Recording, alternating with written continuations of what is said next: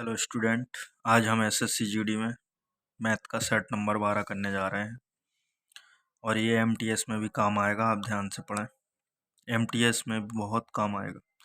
रवि, राहुल और राज के बीच एक निश्चित धनराशि 8:5:7 के अनुपात में इस तरह वितरित की जाती है कि रवि का हिस्सा राहुल और राज की हिस्सेदारी के योग से 1000 रुपये कम है। रवि और राज के हिस्सों में अंतर ज्ञात कीजिए। हमने लिख लिया कि रवि, राहुल और राज का अनुपात क्या है, 8:5:7 है। अब उनने कहा है रवि का हिस्सा राहुल और राज का हिस्सा क्या है, 5 और 7 के योग से 1000 कम है, तो इनका योग करो, 5 7 12। रवि का हिस्सा इससे कितना कम है, 1000, तो 12 - 8 1000 लिख दिया हमने बराबर में।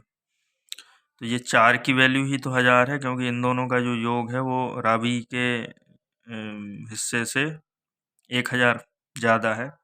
4 की वैल्यू 1000 हो गई, 1 की वैल्यू क्या हो गई, 250।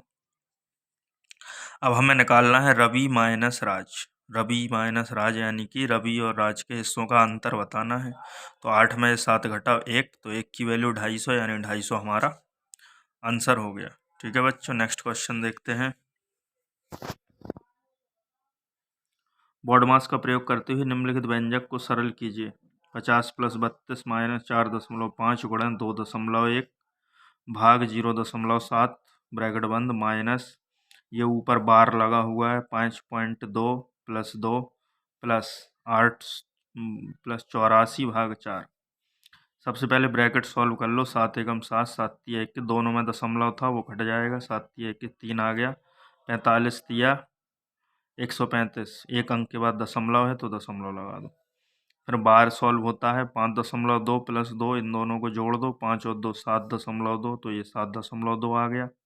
इसके बाद भाग होता है, 4 से काटो, 4 एकम 4, 4 दूनी 8, 4 एकम 4, ये 21 आ गया। 50 + 32 दोनों जोड़ो तो 82 आ जाएगा, 82। अब ये -13.5 और माइनस का 7.2, इन दोनों को जोड़ दो, माइनस माइनस है क्योंकि 13 7 20, 5 और 2 7, 20.7, प्लस में 21 चल ही रहा है। अब 82 + 21 को जोड़ो तो 103, और इसमें से घटा दो 20.7, 103 में से 20.7 आप घटा दो, क्या आएगा, 82.3। ये हमारा आंसर हो जाएगा, 82.3। ठीक है बच्चों, नेक्स्ट क्वेश्चन देखते हैं। ए एवं बी एक कार्य को ए और बी एक कार्य को एक साथ 30 दिन में पूर्ण कर सकते हैं। उन्होंने 20 दिनों तक एक साथ कार्य किया और तत्पश्चात बी ने कार्य को छोड़ दिया। शेष कार्य अकेले ए द्वारा अगले 20 दिन में पूर्ण किया गया। अकेला ए उस कार्य को कितने दिन में खत्म कर सकता है? तो ध्यान से समझिए, ए और बी दोनों मिलकर 30 दिन में कर सकते हैं। इन लोगों ने 20 दिनों तक एक साथ कार्य किया, तो 20 दिन में कितना काम करेंगे, 20/30, 0 0 काट दो, यानी 2/3 काम कर लेंगे।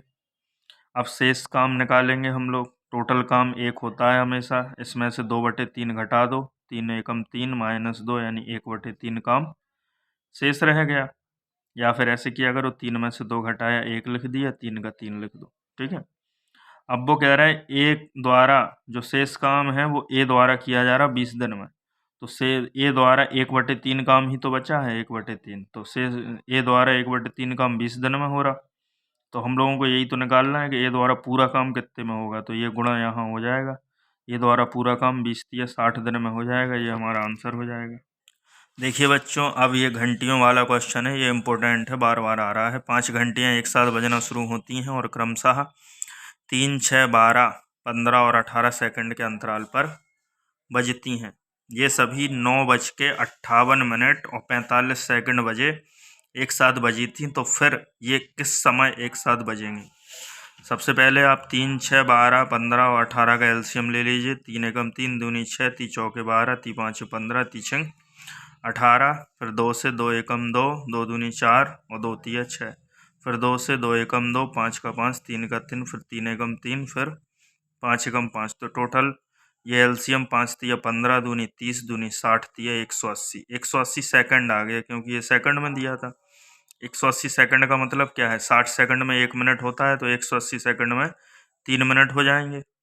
अब बज कितने रहे थे, 9:58:45। इसमें 3 मिनट और जोड़ दो आप, तो 58 से 59 60, जैसे 45 का 45 लिख दिया, 8 और 3 11 हुआ, हासिल आई 1, और जब हासिल यहाँ जोड़ोगे तो ये 60 हो जाएगा, मतलब 60 मिनट में 1 घंटा हो जाता है। तो ये 9 घंटे की जगह ये 10 घंटा हो गया। और यहाँ पे 61 सेकंड हो रहा, देखो 8 और 3 11, हासिल 1, तो 61 सेकंड। 61 सेकंड का 60 जो है वो इधर दे देंगे अपन लोग, तो 60 मिनट जैसे ही 9 को मिलेगा तो ये 10 बज जाएंगे, 1 मिनट बचेगा और 45 सेकंड, 10:01:45 समय हो जाएगा। नेक्स्ट क्वेश्चन देखते हैं, सबसे छोटी पूर्ण वर्ग संख्या क्या है जो कि संख्याओं 16, 20 तथा 24 में से प्रत्येक से विभाजित है। तो भाई 4 से भाग दे दो, 4 चौक 16, 4 पंचे 20, 4 छंग 24। अब 2 से दे दो, 2 दूनी 4 और 2 तिया 6। फिर 2 से दे दो, 2 एकम 2। फिर 5 से दे दो, 5 एकम 5। फिर 3 से दे दो, 3 एकम 3। अब ये 5 और 3 ये क्यों लिख दिए, देखिए मैं समझाता हूँ। वो क्या कह रहा है, छोटी पूर्ण वर्ग संख्या बतानी है भाई। तो 4 तो वर्ग है पहले ही से, 2 और 2 भी 2 का वर्ग हो जाएगा, लेकिन 5 और 3 का तो वर्ग ही नहीं बन रहा हो। जब तक इनका वर्ग नहीं बनेगा तो पूर्ण वर्ग संख्या कैसे मिलेगी। तो ऐसे सवालों में हम लोग क्या करते हैं, जिनका वर्ग नहीं बनता है उसी संख्या से उसमें गुणा कर देते हैं। ये 5 अकेला है तो 5 का ही गुणा कर दो इसमें, जैसे ये 3 अकेला है तो 3 का ही गुणा कर दो इसमें। तो अब देखो ये पूर्ण वर्ग संख्या बन गई, ये 2 का वर्ग, ये भी 2 का वर्ग, ये 5 का वर्ग, ये 3 और 3, ये 3 का वर्ग हो गया। सबका गुणा कर दो तो 3600 हमारा आंसर आ जाएगा। ठीक है बच्चों, नेक्स्ट क्वेश्चन देखते हैं। एक कमरे की लंबाई 5.5 मीटर और चौड़ाई 3.75 मीटर है। 800 रुपये प्रति वर्ग मीटर की दर से स्लैब द्वारा फर्श को पक्का करने की लागत ज्ञात कीजिए। तो कमरे के फर्श का क्षेत्रफल निकालेंगे पहले तो आप। तो क्या होता है, आयत का क्षेत्रफल, आयत ही तो होता कमरा, तो L इंटू बी हो जाता है। आयत का क्षेत्रफल L इंटू बी, एल की वैल्यू 5.5 और चौड़ाई की वैल्यू 3.75।